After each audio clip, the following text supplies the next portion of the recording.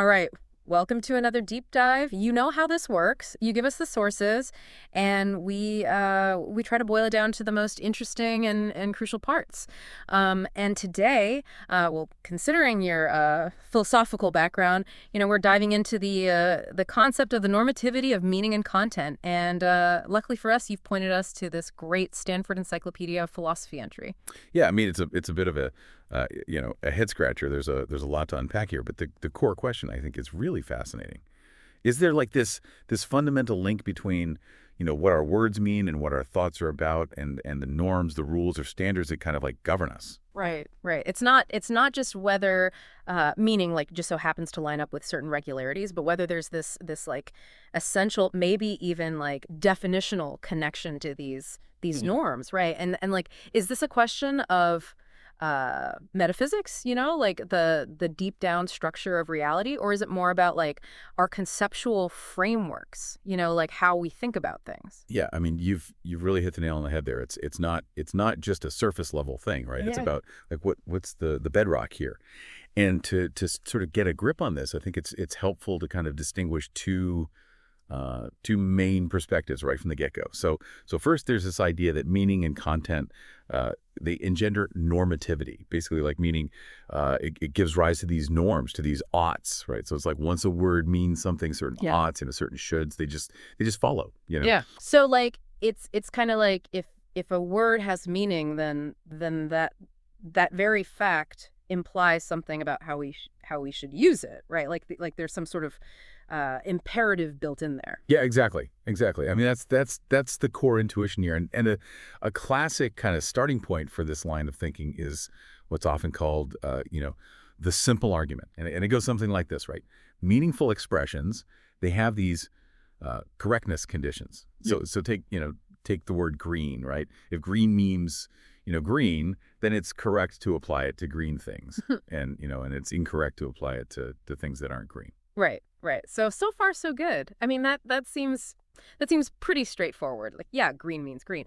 But how do we actually get from this sort of like descriptive claim about correctness to a normative claim about what we ought to do? Like how does that leap happen? Well, the move is that because green means green, Yeah. then a speaker, like they ought to apply green to green objects, right? Yeah. Now, of course, I mean, as any philosopher knows, that little word ought, that's where things start to get, really, really interesting. Oh yeah, yeah, the ought, the ought. That's the slippery little word that always seems to cause trouble, right? Exactly, exactly. And there are different ways that you can kind of read this ought, right? With a narrow scope, with an intermediate scope, or even with this wide scope. And the wide scope reading in particular, I think it's kind of interesting because it suggests that the obligation, the ought, it's conditional, right? So it's like you ought to either apply green to green things, or just not mean green by green. Ah, so it's like a kind of escape hatch, right? Like you don't actually have this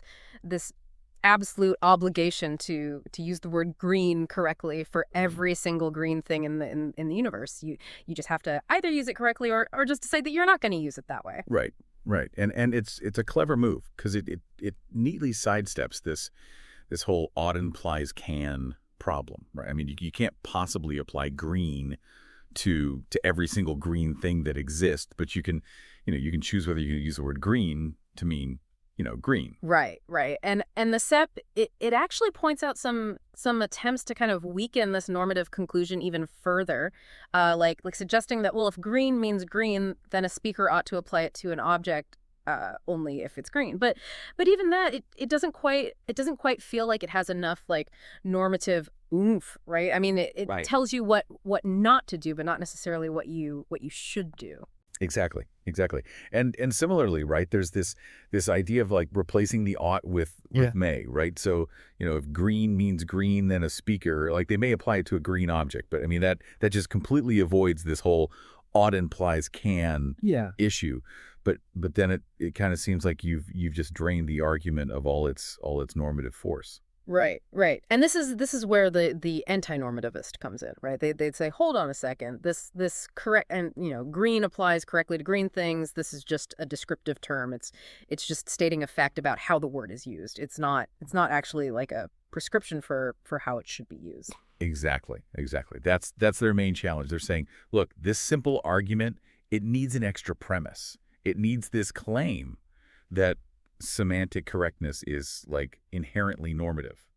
And that's what they're pushing back against, right? They're saying, no, no, no, correct can just be descriptive. It doesn't have to have all this normative baggage. Yeah. So it's like a disagreement about the very nature of how we evaluate language, right? Like is it just descriptive, or is there this built-in ought there? Absolutely, absolutely. Yeah.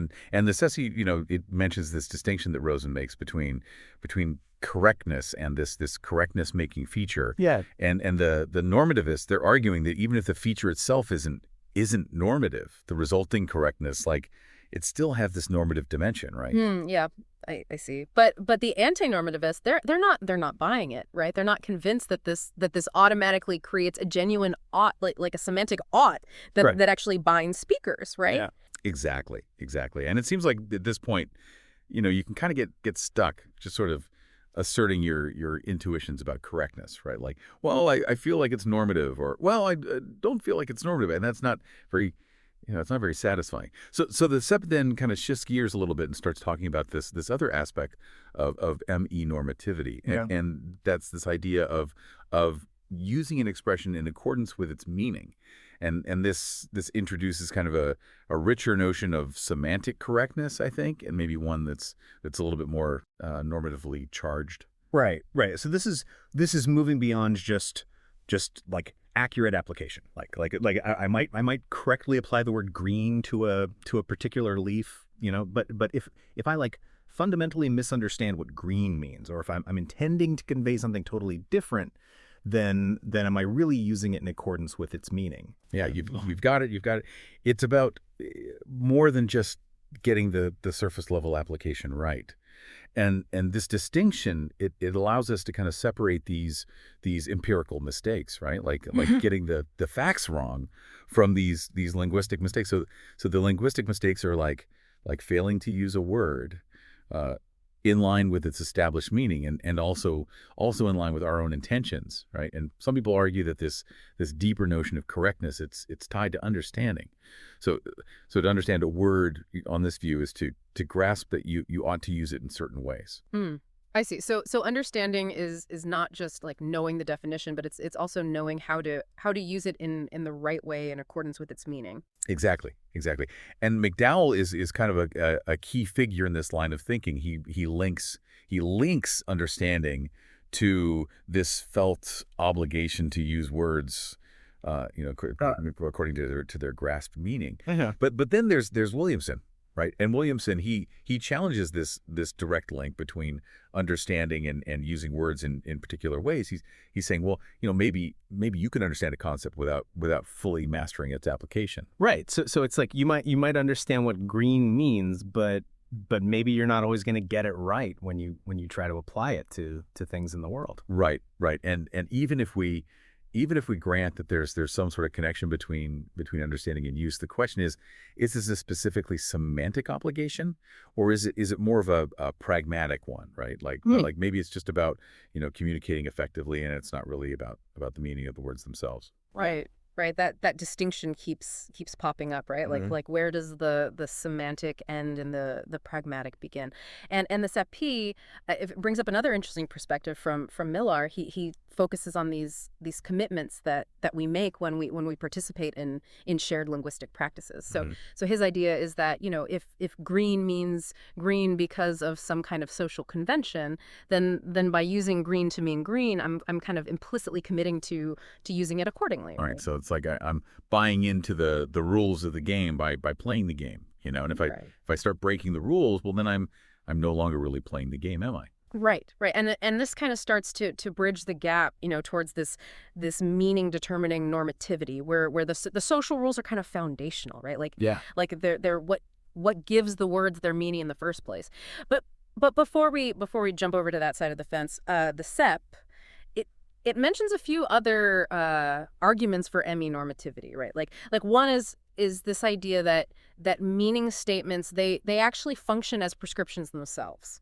Yeah. So it's not just that, cat means cat. It's that like cat means cat is actually a rule, right? It's telling us how how to use the word cat. Hmm.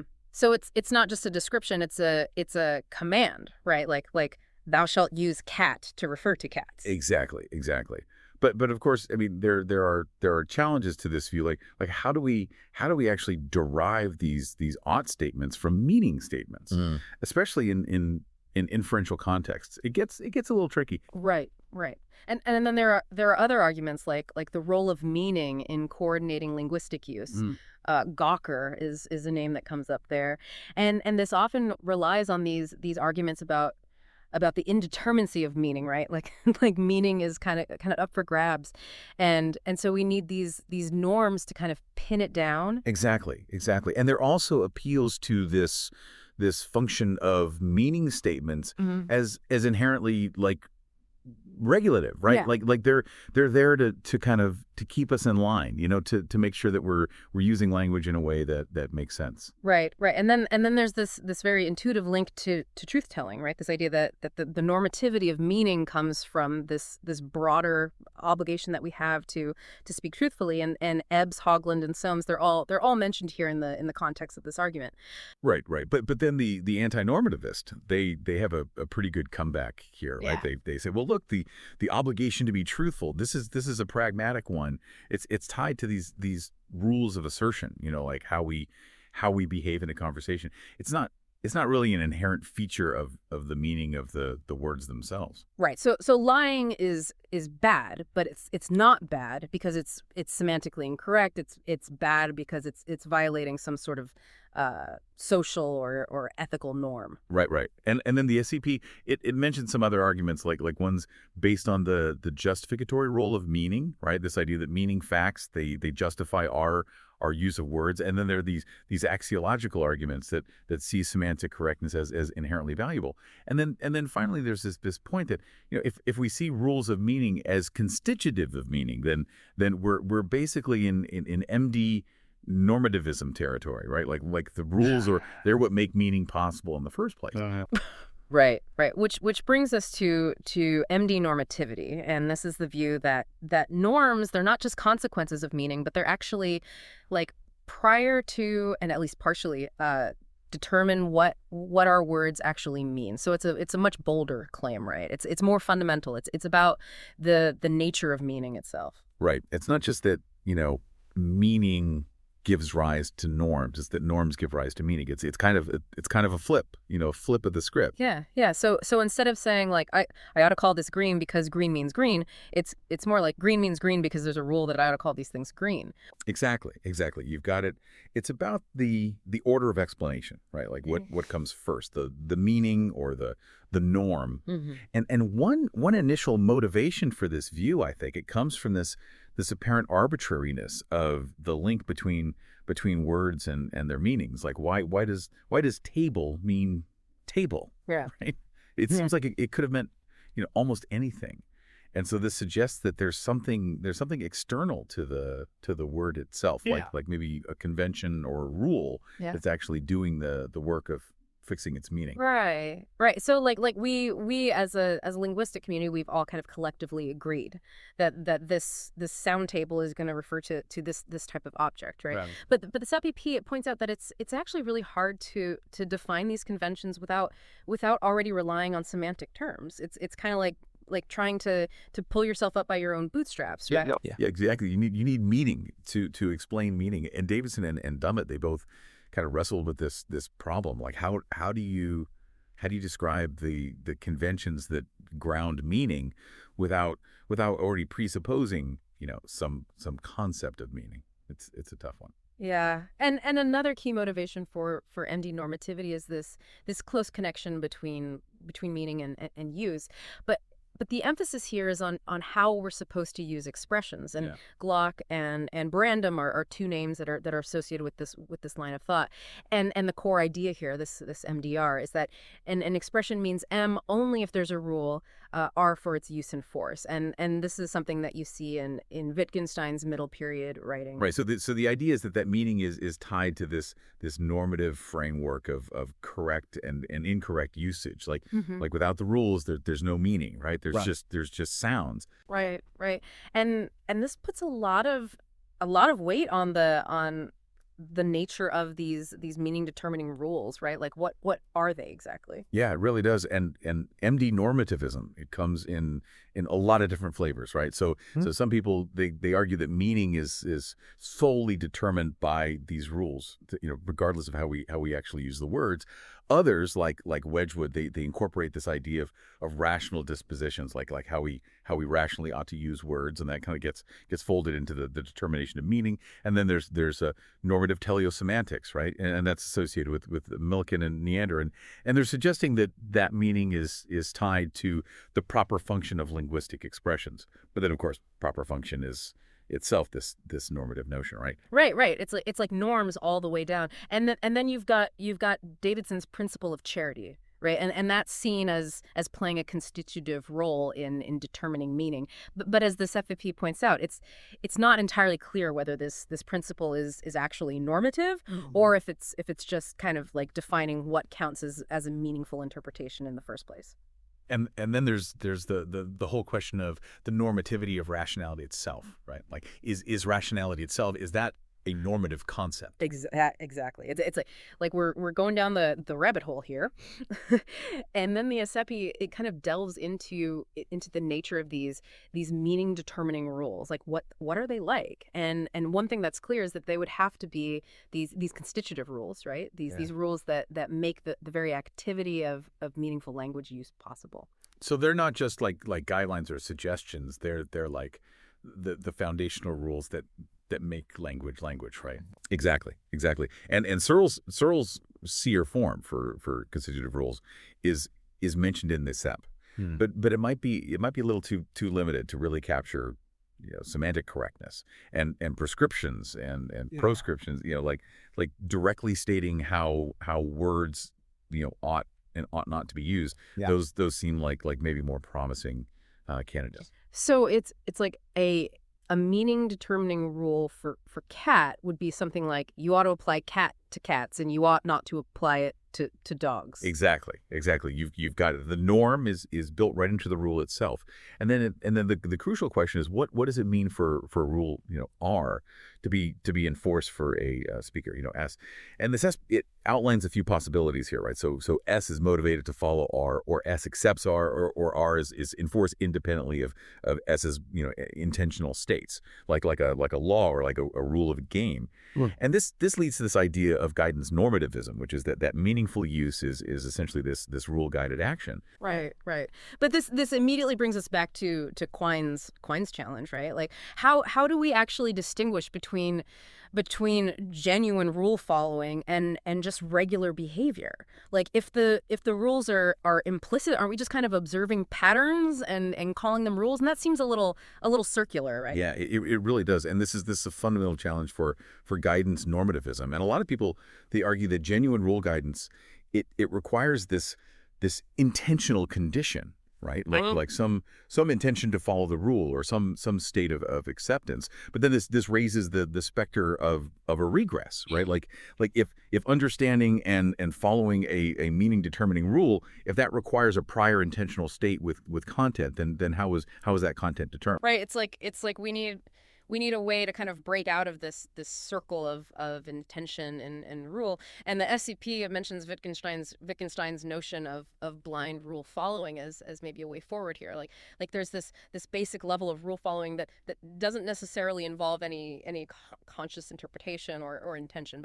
But there's debate about whether the later Wittgenstein actually held on to this idea of rule guided use, right? Right. And then there's Bogersian, and Bogersian he gives this very specific argument against the necessity of an intentional condition, and his argument is it's based on the nature of general content and inference. And then there's Miller, and Miller he comes back and he says, well, this Wittgensteinian blindness, this doesn't actually negate the role of intention entirely. It just denies that applying a general rule to a specific instance, it always involves this further act of inference.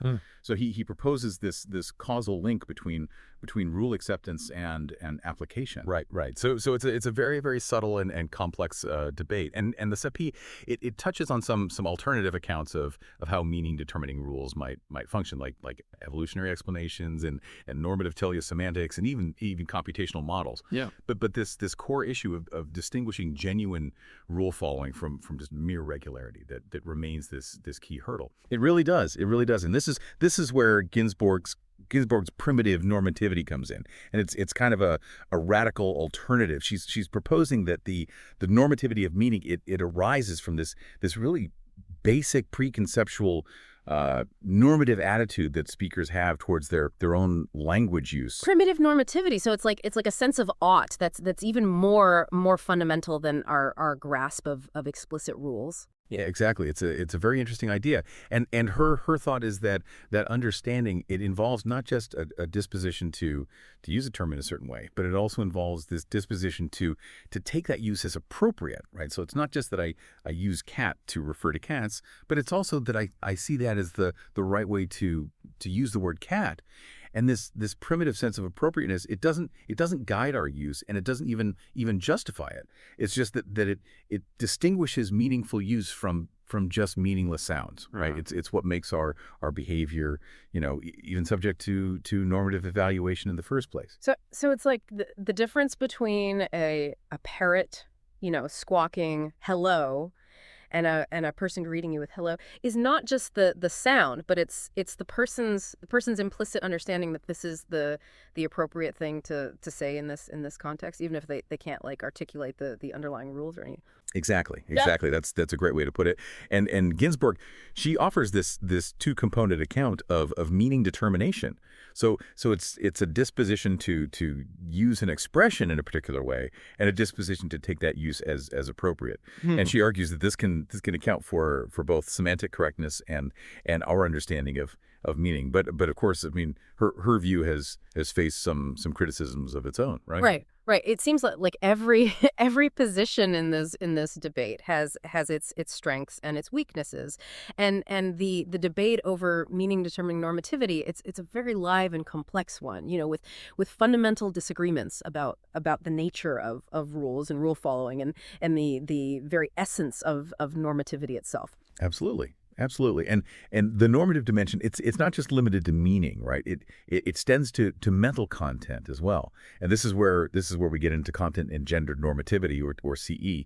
And CE it explores this idea that statements about our thoughts and beliefs, they have normative consequences, and typically these norms are understood as norms of action, or as value judgments about certain mental states. Right. So it's like if I believe that there's a tiger in the room, does that belief kind of inherently come with certain oughts, right? Like the ought to feel fear, or the ought to try to escape the room, or something like that. Yeah, that's the general idea. And one common argument for CE normativity, it focuses on the nature of belief itself. And the argument is that belief is fundamentally normative because of its connection to truth, right? So the proposal is that beliefs inherently generate this normative requirement to be true. So it's like you ought to believe what is true, right? Which has a certain intuitive appeal, I guess. But the SP it brings up the counter argument that truth might only have instrumental value, like it helps us achieve our goals, but it's not intrinsically normative for belief itself. Right, exactly. Or even if truth does have this intrinsic value, that value might come from other domains, right? Like ethics or epistemology more broadly, rather than being this essential feature of belief itself. And there are also just difficulties in formulating this norm of belief, like the strong version, which is that you ought to believe P if and only if P, that immediately runs into this ought implies can problem, right? Because we can't just choose to believe everything that's true. Right. And if you weaken it to you ought to believe P only if P, then it seems like it doesn't provide a strong enough positive constraint on what we should believe. And then if you replace ought with may, then it seems like you've kind of watered down the normative force too much, right? Right, and some people try to get around this by appealing to this idea of the telos of belief, like the idea that beliefs are kind of meant to represent reality accurately, and in that sense they ought to be true, Mm-hmm. but without necessarily imposing this action guiding obligation on the believer. But the SF also, it raises concerns about whether an objective norm like believe what is true can actually effectively guide our belief formation. Because after all, I mean, we need to have some prior beliefs about what is true in order to be guided by that norm. Right. It's kind of it's like, is a belief true because we ought to believe it, or ought we to believe it because it's true? It's Yeah. that kind of a dilemma. And then there's this further complication that our beliefs, I mean, they seem to be governed by all sorts of norms, right? Like pragmatic norms and Yeah. moral norms, and these might sometimes, override the purely epistemic norm of truth. Exactly. And if believing a comforting falsehood, if that has like better pragmatic or even moral consequences in a particular situation, then does that undermine this idea of an essential truth norm for belief? And even if we say that belief is inherently normative, it questions whether that automatically means that content is normative, right? Like maybe the normativity of content is just a consequence of the underlying normativity of belief itself. Right. So it's like the normativity is kind of flowing up from the belief to the Mhm. content, and then you've